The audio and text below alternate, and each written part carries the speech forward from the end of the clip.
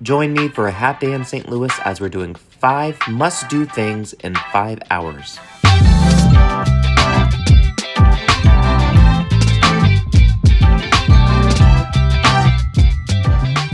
So I am now in St. Louis, Missouri, my 38th state.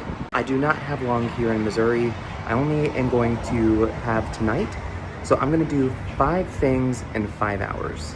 The first thing I did was stop by Union Station, which had a lot more than I thought it would have to offer. Rides, amusements, food, you can feed the goldfish, you can do all kinds of things. So take a look.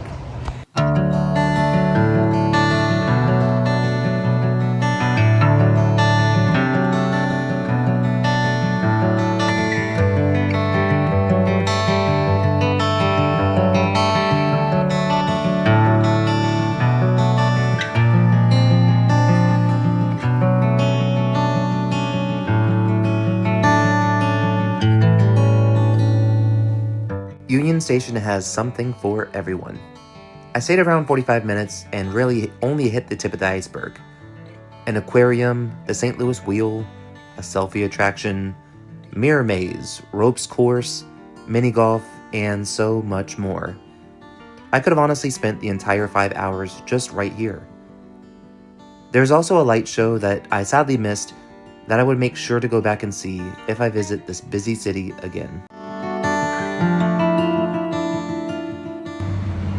Alright, so my second stop was right here where I'm standing, the Cathedral Basilica of St. Louis. This literally was one of the most impressive churches I've ever seen. Before now, St. Petrus Cathedral was my top one. This replaced it. I was shocked the entire time. Let's take a look inside.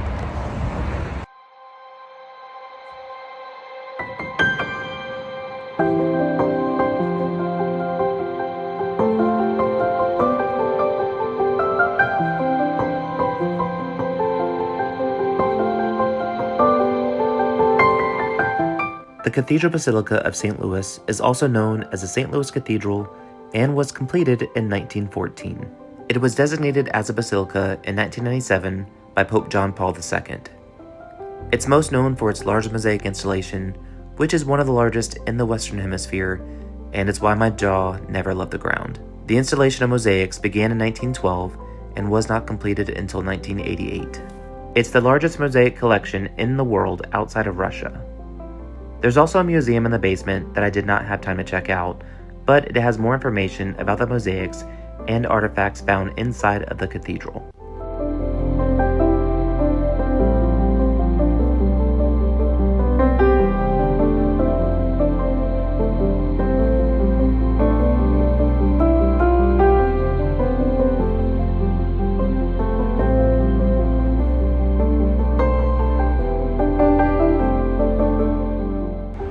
I'm waiting for my Uber now. We only have 3.5 hours left, and so now I'm headed to the Del Mar Loop, and we need to get to Steppen, so let's go.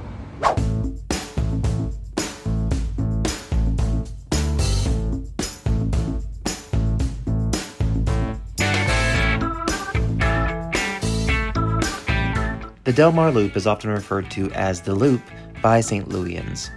By the way, I'm not sure that St. Louisans is a thing, but I used it. It's an entertainment and restaurant district in University City. If you're a foodie, this is where you'll find amazing tacos, noodle bars, barbecue, and so much more.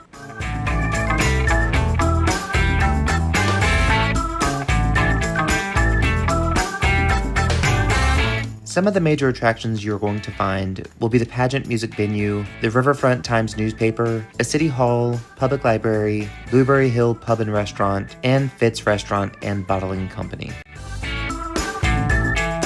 Some would say that the main attraction is going to be the Walk of Fame. The Walk of Fame showcases people from St. Louis that made it big. Some notable stars are Nelly, John Goodman, Tina Turner, John Hamm, and my baby daddy, Andy Cohen.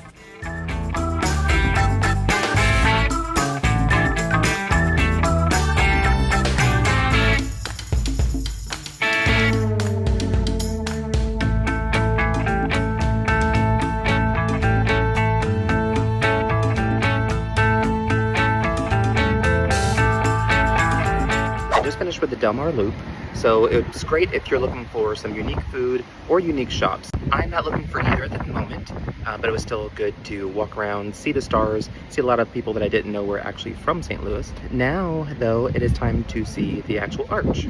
That's going to be stop number 4.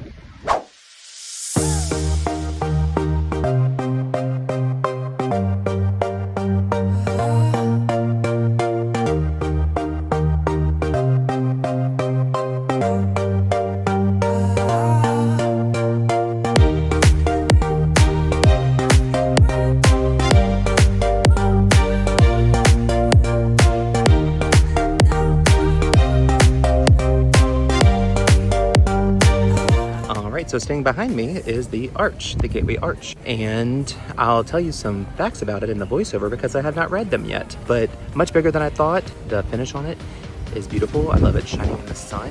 It's right next to the Colorado River. Going to look around a bit, take some great shots of it before heading to my last stop. And I still have about an hour and a half left or so, but I need some St. Louis pizza before I go. Well, it sounds like that's my cue. The Gateway Arch is 630 feet high, making it the tallest monument in the United States. Construction began in 1935 and was completed in 1965. It sits on 91 acres of national park grounds, and there's also an old courthouse on the property as well. You can take a tram ride to the top, but people often say it's a very stuffy and compact ride. The location of the monument is where you can also find riverboat rides, but make sure to book in advance. So by the way, this is a national park, and that's what I didn't know.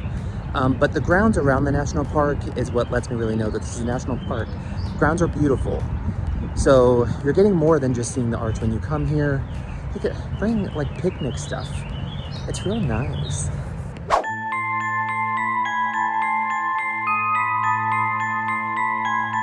What you're watching is the walk from the monument to a pizzeria that had me walking through an abandoned part of the city, through underpasses.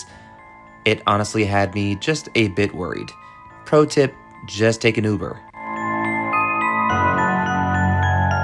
Y'all, I am so stupid for this. I don't know. I should not be walking this place. Pizza better be good. Hopefully I have my life to taste it. Randomly, though, a man was walking his giant horse in front of me.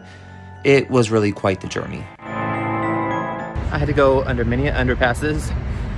Saw a random crazy horse being walked, but the food place is right around the corner. And that's number 5, y'all. I did it in really under 4 hours. But I could have stopped and enjoyed the places a lot more, especially Union Station. I feel like I should have gave more time to Union Station.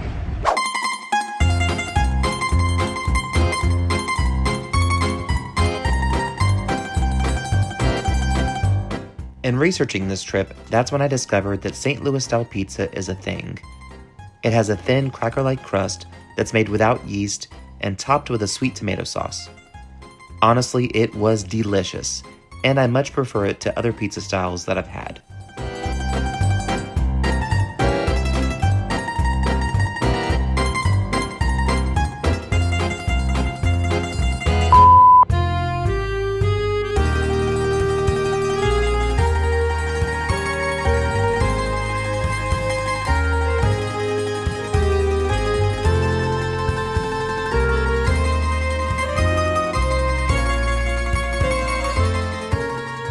Alright, so with that bite to eat at Emo's Pizza, that completes my time in St. Louis. So yes, it was a short trip. I got it all done in less than 5 hours, but again, I would have taken more time at Union Station. And if I had another day, I would have also taken a boat cruise around and done a few more things that I kind of had in mind whenever I thought of coming to St. Louis. Thanks for joining me in my 5 places under 5 hours.